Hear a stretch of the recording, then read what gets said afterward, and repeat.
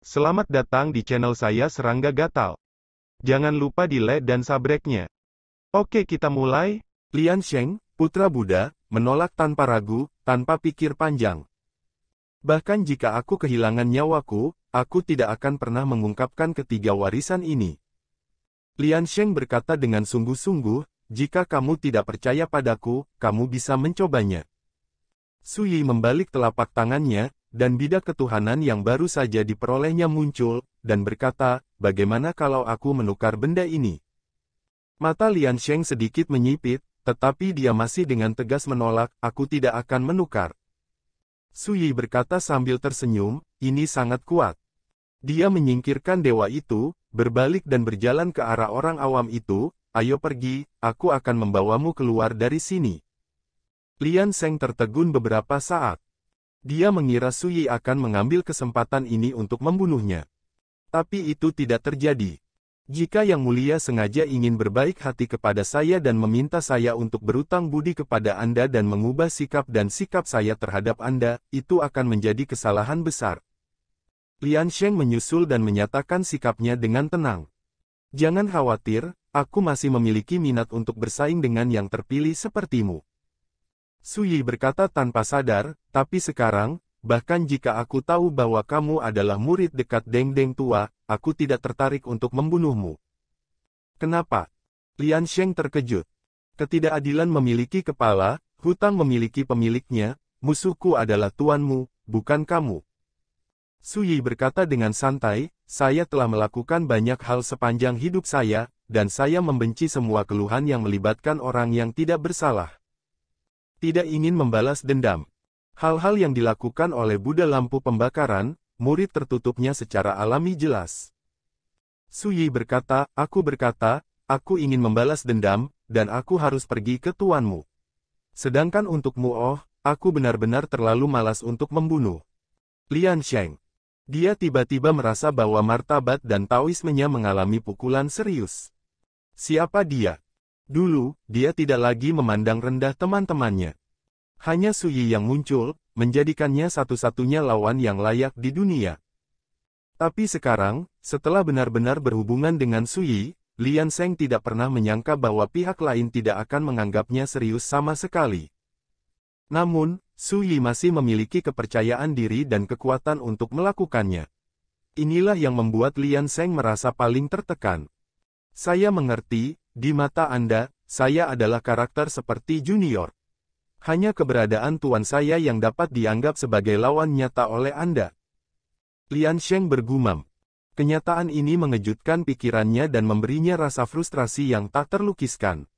Saya pernah berpikir bahwa saya adalah satu-satunya lawan di dunia, tetapi saya memperlakukan diri saya sebagai junior, dan tidak repot-repot menekan diri sendiri.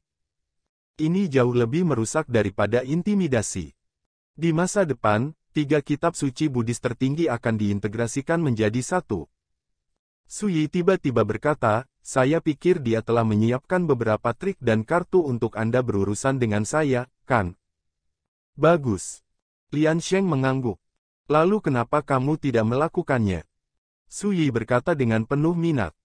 Lian Sheng berkata, tuanku mungkin tidak menyangka bahwa Yang Mulia memiliki identitas misterius lain di jalan para dewa kuno, jika tidak, dia hanya akan memperingatkanku untuk menjauh darimu, daripada memilih dan kamu berjuang keras.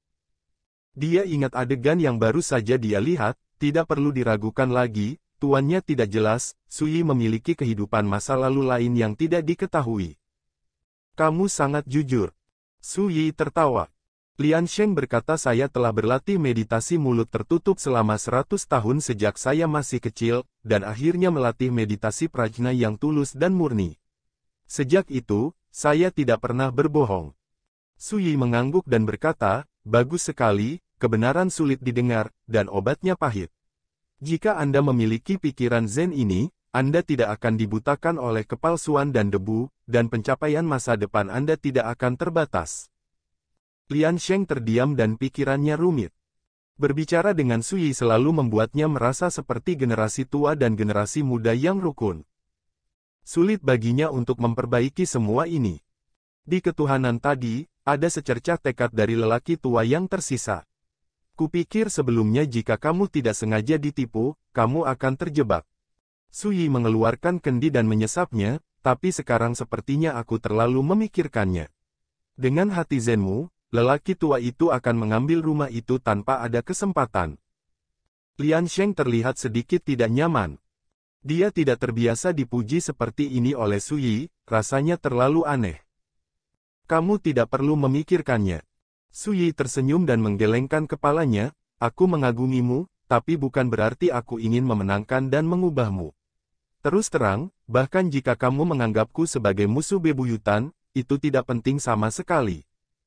Lian Sheng mengerutkan kening dan berkata, Yang Mulia berpikir saya sama sekali bukan ancaman bagi Anda.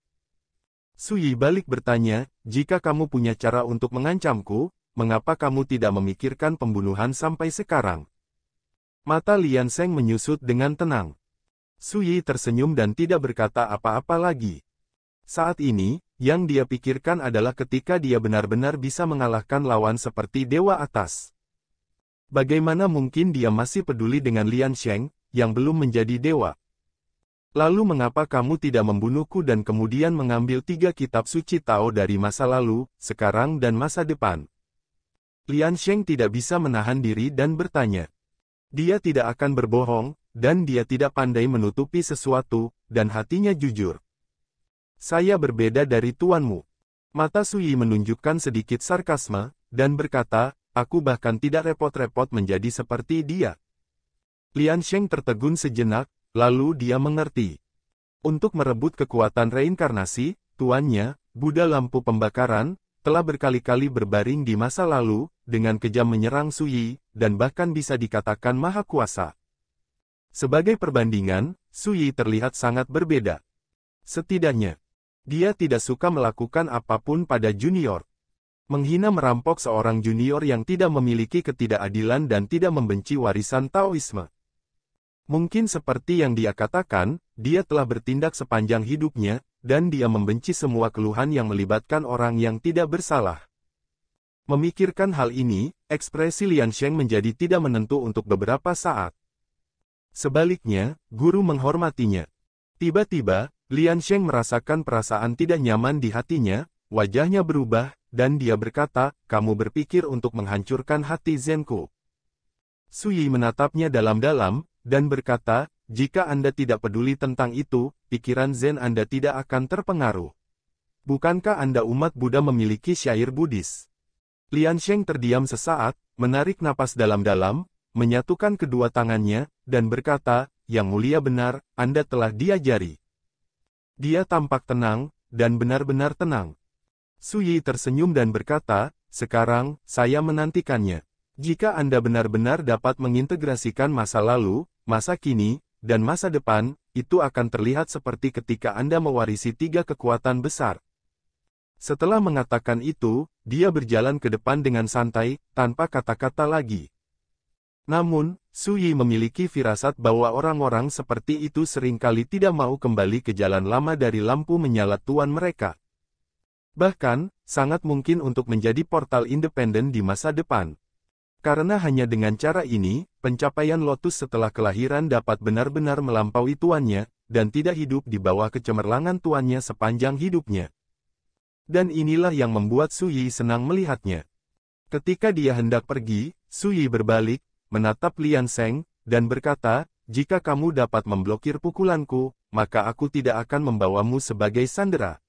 Aku hanya bisa minta maaf padamu dulu. Lian Sheng terkejut. Su Yi telah menembak. Apa jenis pukulan ini? Langit runtuh, dan tidak bisa dihentikan. Waktu dan ruang tidak dapat dibatasi. Melihat Liu He, tidak ada jalan keluar. Ada cara yang bagus untuk maju dan menembus zaman. Tampaknya jalan surga ada di depan, dan itu juga bisa dihancurkan dan dilenyapkan oleh pukulan ini. Punggung Lian Sheng menggigil karena udara dingin, tubuhnya mandek, dan jiwa serta suasana hatinya akan turun. Pada saat ini, Su Yi menyingkirkan pukulannya dan berkata, ikutlah denganku. Berbalik dan keluar dari rahasia. Lian Sheng terdiam beberapa saat, menghela nafas, dan mengikuti. Permainan dimenangkan. Di luar, Ketika mereka melihat Su Yi dan Lian Sheng muncul satu demi satu, ekspresi para dewa menjadi aneh. Benar saja, murid teratai ini juga kalah, tidak luput. Wajah Buddha Gama suram, dan niat membunuh muncul di matanya, tetapi ketika dia yakin bahwa Lian Sheng aman dan sehat, dia benar-benar menghela nafas lega. Hidup itu baik. Jika seseorang meninggal, dia bahkan tidak akan tahu bagaimana berkomunikasi dengan Buddha di masa depan. Paman Gamo, saya dikalahkan dan telah menjadi sandera sesama Taois Su. Di kejauhan, Lian Sheng melipat tangannya dan membuka mulutnya. Mata Buddha Gama rumit dan dia berkata, "Jangan khawatir, aku akan menyelamatkanmu dengan utuh." Nada yang tegas.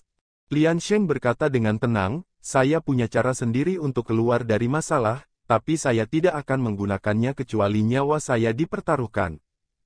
Semuanya. Bagaimana kamu bisa mengucapkan kata-kata ini dengan santai? Beritahu Su Yi, dia ditakdirkan untuk berjaga-jaga terlebih dahulu. Su Yi tidak bisa menahan tawa. Ini Lian Sheng, keturunan Buddhis yang tidak pernah berbohong, sangat baik. Su Yi, kamu berjanji sebelumnya bahwa kamu akan membebaskan para sandera itu ketika kamu meninggalkan Laut Bintang Transformasi Dewa. Jika kamu berani menarik kembali kata-katamu, aku berjanji bahwa kamu akan membayarnya jika kamu mempertaruhkan nyawamu. Buddha Gama berkata dengan sungguh-sungguh. Su Yi mengabaikan ancaman ini. Dia menggunakan kekuatan suci di lengan bajunya dan berkata kepada Lian Sheng, "Kamu bersembunyi di dalam dulu." Lian Sheng tidak melawan, berubah menjadi cahaya, dan menyapu lengan baju Su Yi. Kemudian, Su Yi berbalik dan hendak pergi. Pada saat ini, di kedalaman langit berbintang di kejauhan, sebuah kapal perang hitam besar tiba-tiba datang. Langit berbintang bergetar dan bergemuruh. Su Yi mengerutkan kening. Para dewa yang hadir juga terkejut. Di mana tempat suci ini? Kapal perang itu besar dan menjulang tinggi, seperti gunung suci yang bergerak melintasi langit berbintang, menghancurkan bintang-bintang, dengan momentum yang dahsyat. Melihat dari kejauhan saja sudah membuat orang merasa tertekan. Ini adalah kapal perang pengejar bintang, dari klan Qin kuno. Dikatakan bahwa kapal perang ini sendiri ditransformasikan oleh harta karun kelas atas pada zaman itu. Ketika digerakkan sepenuhnya, mereka dapat membunuh para dewa. Klan Qin kuno, mungkinkah? Ada banyak diskusi. Tak lama kemudian banyak mata beralih ke Su Yi. Siapa yang akan lupa bahwa di awal kota, Su Yi menggunakan tongkat penyiksaan surgawi untuk membunuh pendeta kedua Qin Wen Xiao. Tidak diragukan lagi, kapal perang pengejar bintang dari klan Qin kuno kemungkinan besar ditujukan ke Su Yi. Untuk sementara waktu, banyak dewa diam-diam menyombongkan diri. Tiba-tiba, Su Yi berkata ringan, "Jika nanti ada konflik, kamu harus naik dulu." Semuanya. Pada saat ini, mereka semua memiliki keinginan untuk melompat dan memarahi ibu mereka, sangat marah sehingga mereka akan menjadi gila. Jika saya menolak, maka begitu perang dimulai, saya tidak akan peduli dengan kehidupan anak-anak Tuhan itu. Su Yi menyesap anggur. Kamu tidak peduli seberapa baik para dewa, mereka sangat marah sehingga mereka mengatupkan giginya. Di kejauhan, setelah kapal perang pengejar bintang menyapu, ia berhenti di kejauhan. Kemudian, di kepala kapal perang, sekelompok tokoh berjalan keluar. Ada pria dan wanita, dan nafasnya luar biasa. Terutama pria berambut putih berjubah merah, yang adalah dewa. Hah, Ren Beiyu sebagai sesama Taois. Hahaha, kalian ada di sini, bagus sekali.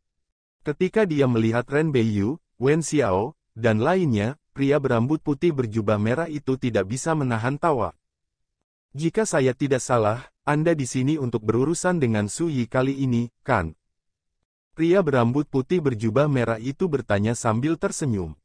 Melihat ini, Su Yi segera mengerti bahwa sejak awal kota, Ren Beiyu, para dewa dari kekuatan utama para dewa, telah diam-diam melakukan kontak dengan keluarga Qin kuno. Jika tidak, pria berambut putih berjubah merah itu tidak akan pernah mengenali Ren Beiyu dan yang lainnya secara sekilas, dan sikapnya masih tampak begitu familiar. Ren Beiyu dan yang lainnya tampak ragu untuk beberapa saat. Bagaimana seharusnya mereka merespons? Apa, bukan? Senyum pria berambut putih berjubah merah itu memudar, menyadari ada yang tidak beres. Ren Beiyu batuk kering dan berkata, "Saudara Dao, situasi saat ini agak rumit, perkenankan saya." Sebelum dia selesai berbicara, Su Yi tiba-tiba menyela biarkan aku bicara. Dia menyingkirkan kendi, melangkah keluar, menatap pria berambut putih berjubah merah, dan berkata, "Apakah kamu datang untukku?" Bagus. Mata pria berambut putih berjubah merah itu penuh dengan niat membunuh. Hal kecil, kamu melanggar aturan kota awal dan memanipulasi tongkat penyiksaan surgawi untuk membunuh Qin Wen Xiao dari keluarga kita, hanya untuk ini, kamu harus mati. Di sampingnya, orang-orang kuat itu semuanya pembunuh, menatap Su Yi dengan tatapan buruk. "Kak, tolong dengarkan penjelasanku." Ren Beiyu berbicara lagi, "Ini Su Yi." Kata-kata itu baru setengah jalan, ketika Su Yi menyela lagi, "Sudahkah Anda mendengar dengan jelas, mereka ada di sini untuk membunuh saya? Jika demikian, mengapa repot-repot berbicara omong kosong?" Berbicara, dia mengambil langkah, menggerakkan langit, memegang pedang hanya beberapa meter jauhnya, dan memotongnya di langit. Ekspresi Ren Beiyu, Gama Buddha, Wen Xiao dan dewa-dewa lainnya berubah, dan mereka hampir muntah darah. Bagaimana mungkin mereka tidak mengerti apa yang dipikirkan Su Yi? Pria berambut putih berjubah merah dari klan Qin kuno juga terkejut. Mereka tidak menyangka Su Yi begitu berani dan berani menyerang mereka secara langsung. Nengat berkobar, mencari kematian. Pria berambut putih berjubah merah itu menyeringai, mengangkat tangannya dan menekannya. Ledakan. Dentang. Tongkat Zen terhempas ke udara, membawa cahaya Brahma keemasan yang mengerikan, menghalangi pukulan itu dalam satu gerakan. Gama Buddha yang menembak, mata Vajranya marah, seluruh tubuhnya bergelora dengan api Buddha tanpa batas, dan kekuatannya menakutkan. Di daerah terdekat, para dewa tingkat tinggi itu juga bergegas, masing-masing dengan wajah jelek. Nyawa para dewa itu ada di tangan Su Yi, tidak peduli seberapa enggan mereka tidak bisa menyaksikan Su Yi dibunuh. "Apa maksudmu?" Wajah pria berambut putih berjubah merah itu tenggelam, "Apakah kamu ingin menjadi musuh keluarga Qin kuno?" Orang-orang kuat dari klan Qin kuno juga sangat marah. Hanya Su Yi yang tersenyum dan terus membunuh kapal pengejar bintang. "Bunuh!" Pria berambut putih berjubah merah berteriak keras, dan bersama dengan orang kuat lainnya dari keluarga Qin kuno, mereka menembak dengan seluruh kekuatan mereka. Langit berbintang ini mendidih, bergejolak, dan kacau. Dewa-dewa itu sangat tertekan sehingga mereka memuntahkan darah, tetapi mereka harus gigit peluru dan maju untuk membantu Su Yi menyelesaikan serangan itu. Orang-orang kuat dari klan Qin kuno semuanya marah. Mematahkan kepala mereka tidak pernah berpikir bahwa para dewa yang telah bergabung dengan mereka sebelumnya akan membantu Su Yi untuk menghadapi mereka. "Bunuh! Bunuh mereka semua!" orang luar. Seseorang berteriak. Benar saja, semua orang luar itu tidak bisa diandalkan. Seseorang berteriak. "Keluarga Qin kuno, saya tidak akan pernah membiarkan Anda pergi." Ada kekacauan di lapangan, dan ada teriakan dan kutukan yang tak ada habisnya. Para dewa atas mencoba menjelaskan berkali-kali pada awalnya, tetapi karena pertempuran sengit, tidak ada yang mendengarkan penjelasan mereka. Tidak ada yang percaya juga. Sebaliknya, orang-orang dari keluarga Qin kuno juga mulai membunuh dewa-dewa mereka. Hal ini membuat Ren Beiyu, Wen Xiao, Gama Buddha, dan lainnya kesal. "Bunuh! Bunuh bajingan keluarga Qin kuno ini!" Ren Beiyu meraung, berjenggot marah, dan membombardir kapal perang Star Chaser dengan harta karun.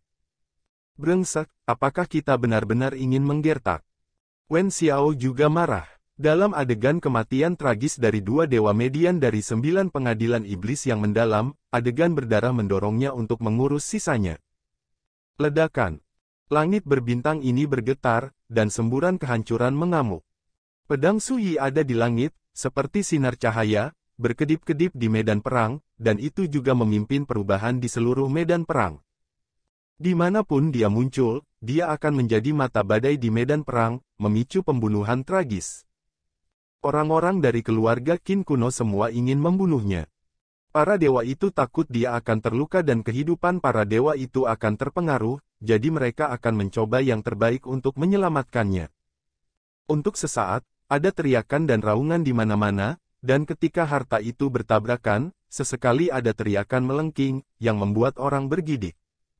Mati! Pria berjubah merah, berambut putih dengan mata merah bergegas ke Su Yi dan menebas. Dentang! Pisau ini diblokir oleh Wen Xiao. Selain itu, serangan dari Ren Beiyu dan Gama Buddha secara langsung menghempaskan pria berambut putih berjubah merah itu dan mengalami kerusakan parah. Dan mengambil kesempatan ini, Su Yi bergegas maju, mengangkat pedangnya dan jatuh. Pria berambut putih berjubah merah itu terbelah dua dan tewas di tempat. Pada saat ini, Ren Beiyu dan dewa atas lainnya terkejut, dan tiba-tiba terbangun dari kemarahan mereka, menyadari bahwa ada sesuatu yang salah. Pria berambut putih berjubah merah itu bernama Qin Tailei, dan dia adalah pria besar dari keluarga Qin kuno.